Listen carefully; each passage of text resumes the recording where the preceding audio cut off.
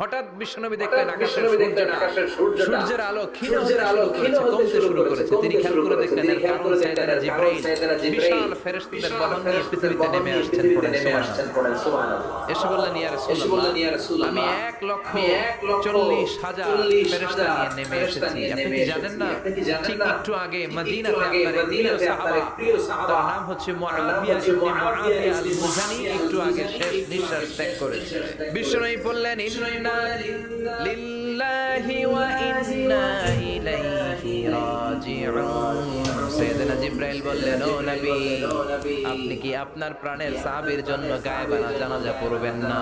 বিশ্বনবী বললেন, অবশ্যই পড়ব। সাহাবীদের মধ্যে ঘোষণা দিলেন, ও সাহাবারা, তোমাদের ভাই মুআবিয়া ইবনে মুআবিয়া আল-মুজানি কিছুক্ষণ আগে মদিনাতে ইন্তেকাল করেছে। সবাই বাইরে বের হয়ে আসো, এই মাত্র আমরা এই মুহূর্তে আমরা গায়েবানা জানাজা পড়ব। বিশ্বনবী